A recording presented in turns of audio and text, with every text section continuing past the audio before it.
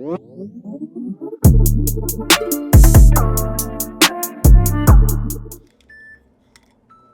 to do this? What do you got in there? H2O, baby. Vodka. Straight vodka. Happy Wednesday, everybody. Dr. Muse here with Dr. Alm.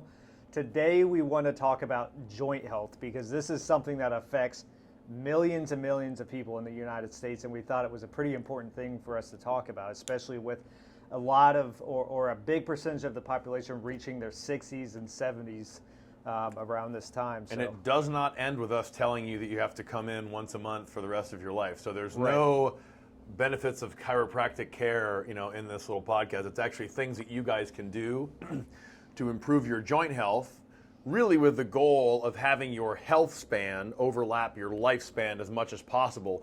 Lifespan being literally the amount of time that your ticker is going, health span being the amount of that time that you're living a quality of life. So being able to be independent, get up off the toilet, give yourself medication, mow the lawn, like whatever the things are, we want to make sure that you are independent as long as possible to have as long or as overlapping of health span to lifespan as much as possible. Yeah. So one of the first things that we wanted to touch on was the difference between two things. One of them being lifespan, which lifespan we could define as just.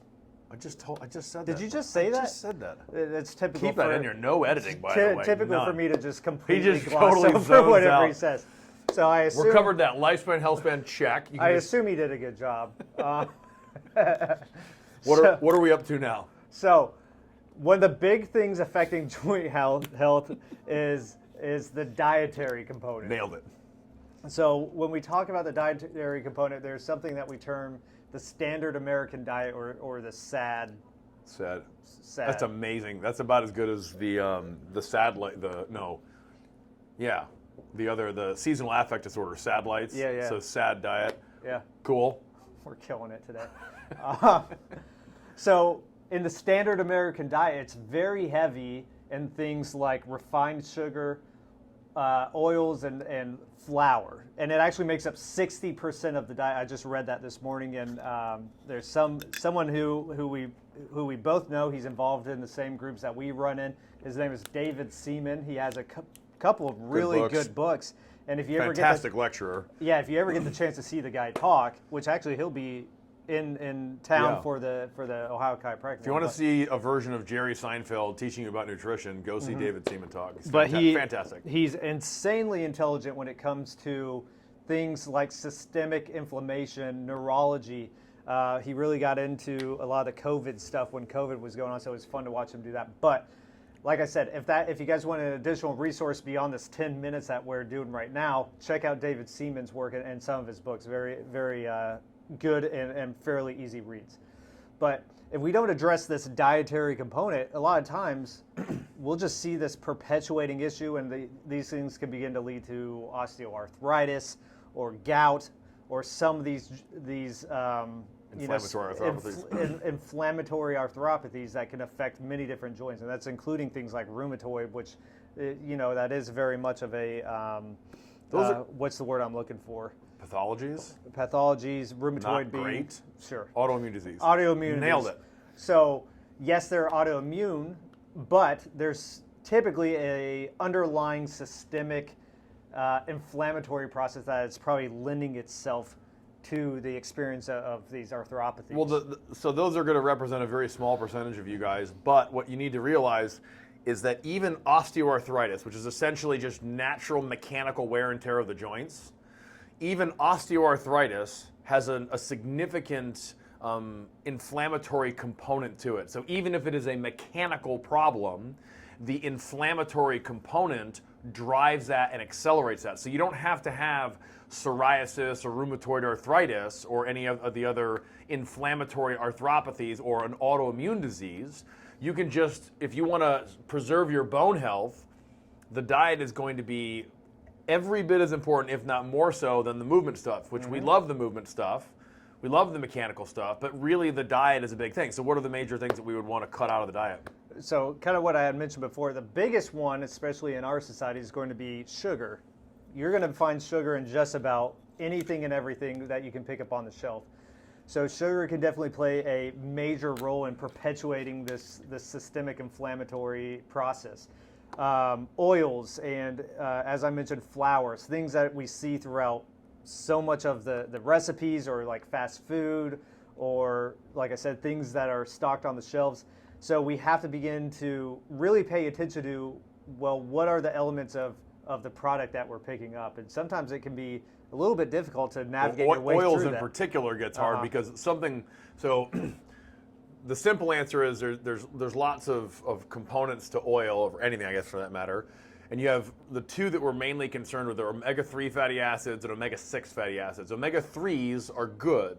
Omega-6s are inflammatory, pro-inflammatory, meaning they stimulate and increase inflammation in the body. So when you're getting an oil, we want to make sure that you're going after oils like olive oil or coconut oil or avocado oil, because they're going to be higher in omega-3s, and the ratio between omega-3s and omega-6s is going to be better. Things like corn oil or normal vegetable oil, those are going to be flipped, and they're going to have tremendous amounts of omega-6. So while they're both oils, unfortunately, one of them has, their oil is comprised of more pro-inflammatory fatty acids, whereas another one, avocado, coconut, and olive oil are my main go-tos. Those are going to have higher components of omega-3s. Yeah. So in terms of the dietary stuff, that's where I would start with just about anybody. Let's begin to cut out some of these simple things to see if we can begin to down-regulate this inflammatory process. Well, his book would be the Deflame Diet. Yep. So once again, David Seaman, Deflame Diet, Deflame, whatever. You can pick that up on Amazon for pretty cheap. Great resource. I've had plenty of patients end up buying it and reading it based off my recommendation, and absolutely loved it. Besides that, movement. So something that we talk about very often here is something called joint centration. We won't necessarily get into the nitty-gritty of it, but joint centration. Just say moving well. Joint centration, we're just talking about things that we may do in here to promote the most, I'm going to be careful with what I say here with him because he just did a presentation on this not too long ago, but the most optimal joint loading strategy, where oftentimes with certain pathologies or motor control issues, we'll see overloading of certain segments of, or certain portions of the joint. You could think of it as, yeah, close. You could think of it as, if the joint is centrated, so that's a dynamic phenomenon, it's going to maintain the most optimal positioning to minimize the load on the passive tissues, bones, cartilage, the menisci, the labrum in the shoulders, ligaments. I think I already said ligaments. The better job that your brain and your body does of managing the joint position, the less actual wear and tear you're going to have on the body. That's basically in a nutshell. So moving well would be moving with centrated joints. That would start with making sure that you're able to stabilize correctly. But without getting into like the super nitty-gritty details about that, let's just talk about major things that you guys can do, not worrying about centration, just big things that you can do. So one is just consistently move. My whole thing is move every day. Doesn't mean you're training for something, doesn't mean that you're working out every day. It's just you are getting out and you are moving every day. So walking, in my opinion, is one of the most underrated forms of exercise out there. So if you were to walk, you know, my wife and I try to walk after every meal. Why do we want to do that? Well, we want to increase our walking volume. Number two, you can have a 50% reduction in the insulin that you actually need after a meal just by getting out and walking for 10 minutes. So less insulin, better management of your blood sugars, all that stuff. And then you had mentioned earlier when we were chatting about movement variety.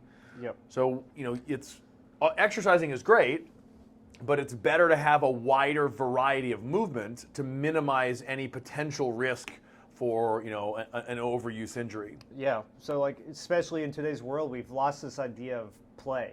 A lot of our workouts, our exercise is very much repetitive in nature, which, I mean, if you're working out at all, that is great. But if we're looking for optimal joint loading and joint health, the more variety we can add into our day-to-day life. So if you're going for a walk one day, maybe ride a bike the next day, or, you know, for me, I like jump rope, whatever. Jump rope, paddleboarding, like just different stuff that is challenging the joint structures in many different ways.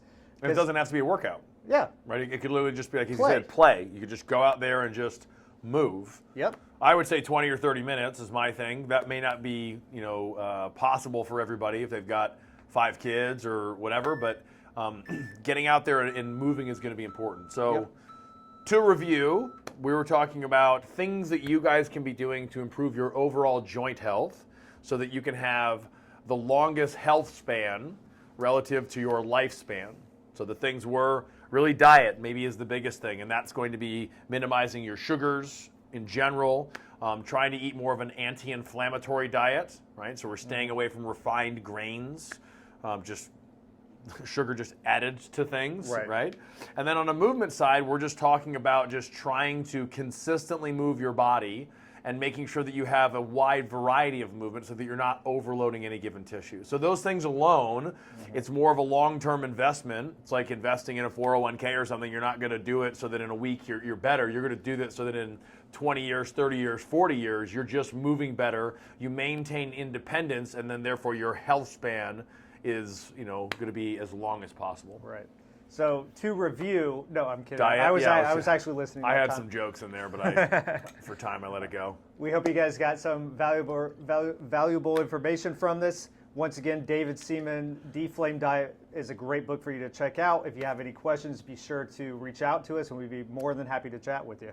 Otherwise, we hope you guys have a good rest of your Wednesday, and we'll see you guys next week. Stuck the landing.